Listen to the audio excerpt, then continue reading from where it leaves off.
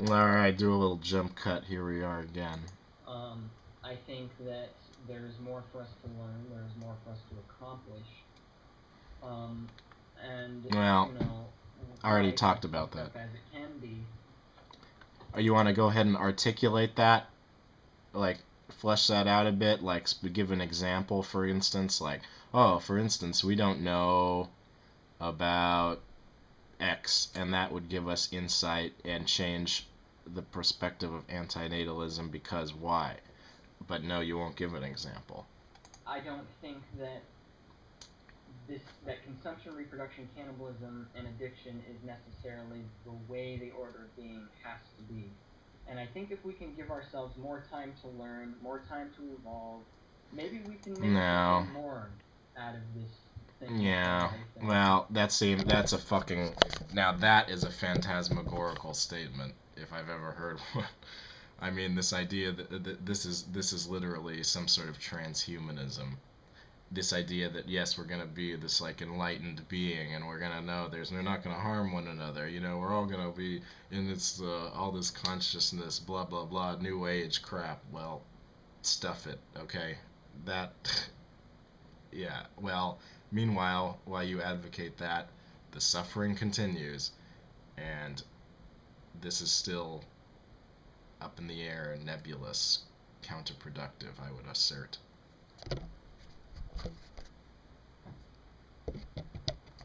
aren't really doing that. You know, maybe through us, the order of being can become something besides consumption, reproduction, cannibalism, and addiction. Yeah. So that is Well, what caused me to step away from antinatalism. well, we know how maybe where maybes get you, huh? Maybes don't get you anywhere. And this idea that wow, so we're gonna hold out for this remote possibility then that there's some sort of further evolution of the human at, over what time period? And what about the current suffering? You would have that continue, knowing what you know now, knowing that it's a bad thing to be homeless, to be deprived of resources, knowing all of that, you choose to sit idly by as that's enacted upon others. Seriously? Well, I realize that people are going to start slamming me on this. They're going to say that I'm inconsistent, that I lack principles, and honestly, I don't really know what to say to those people other than I'm sorry, but I'm not the kind of person that won't change his mind in the face of new information or new ideas. If I have a What okay, well, if you have this new information, then I wish you would share it with me. So I don't want to feel left out. I don't want to feel like an idiot. If there's really something that I don't know has pushed you in some direction that's not that you can't explain as like, well, it was like, I took a lot of drugs or I fell in love or something like that. If you have some sort of persuasive argument that's responsive to Benatar, for instance, which you don't seem to have, then I'd be willing to pay attention to it. But as far as it stands right now, it doesn't seem like it seems like that's all hypothetical at this point. So if there is something that's like there's something that swayed you philosophically besides what we've already discussed and sort of dismissed already with this transhumanism, enlighten me. Yeah, like share that with me, please, because I don't want to feel left out.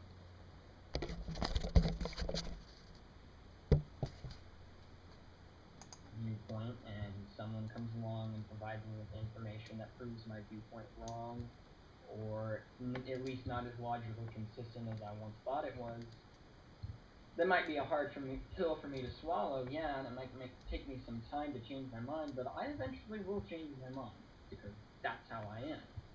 That's how I always have been. And one thing that, I've maintained throughout my career here on YouTube is that I hate bigotry. I think bigotry is one of the worst. It's one of the most hindering things to the development of human civilization where it's, I don't want to be that way. I don't want to be part of the problem. I don't want to be big. Now, before anybody gets a wild hair across their ass about this, I'm not saying that anti-natalists are bigots. And this is in no way an attack on anti-natalism. This is in no way an attack on anti-natalists. This is just simply me saying that in the face of these new ideas and this new information, No. See, this is not new. And if you had, I don't know, watched even a few videos, I think you would have heard of this and heard the counter argument made already. I shouldn't have had to explain this. So it's not. I don't know if this is new in the slightest. Rather, to the contrary, it's older than I've even been on YouTube. I would speculate, possibly, this idea that there's something else. There's something unfinished business. We gotta, crank out a lot of kids or something because we need to get this evolution process, this human evolution process, kick-started, as you would say. Right? Is that the tactic then? Do we have a lot of kids to speed up the transhumanism?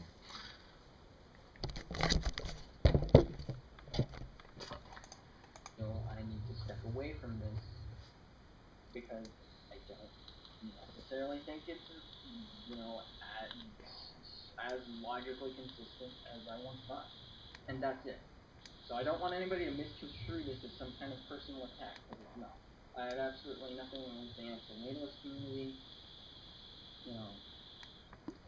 I will admit some of the people a part of it put me off, but I'm not going to tar and feather the whole lot of you based on, certain people. Namely people on the Facebook groups. I don't even get into that shit. Some of the stuff people would post on those Facebook groups now, pretty disgusting. But anyway. So, yeah. That's really about it. And I'm sorry for the people I'm disappointing. Alright, well, I think that's enough. Yeah, I mean, so so this is some sort of social club then? It's a function of the kind of people that are in this, that are advocating it. No, it's not. I'm sorry, this is not a social club. This is an opportunity to talk about the truth and what's really good and what's really happening. And it's not about the kind of people who, I guess, go on Facebook and talk about anti-natalism in a Facebook group. I'm a little bit wary of that.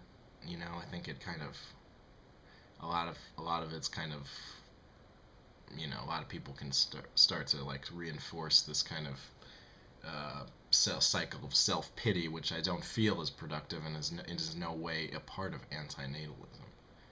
Anti-natalism is not about pity or self-pity in the slightest, and the people who adhere to anti-natalism are susceptible to falling into the trap of self-pity because they recognize the suffering. But acknowledging that and moving forward shouldn't be that difficult. And I don't know why it has been, or has been. Well, I don't know yeah. So, yeah, I guess, I don't know.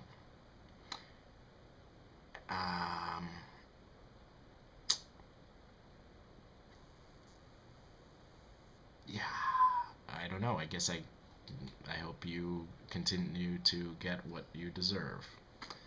Thanks.